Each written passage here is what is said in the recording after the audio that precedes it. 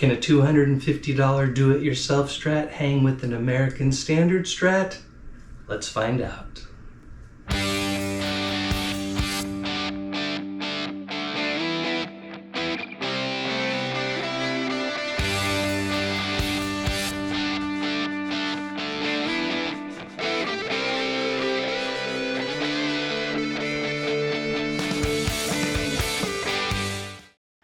All right, before we get started, there is a disclaimer I want to get out of the way.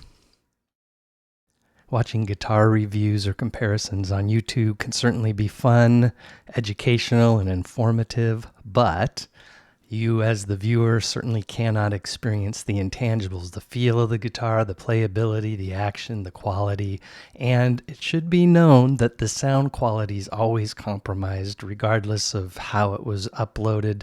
There's a YouTube compression bitrate reduction that happens. So with that said, let's begin.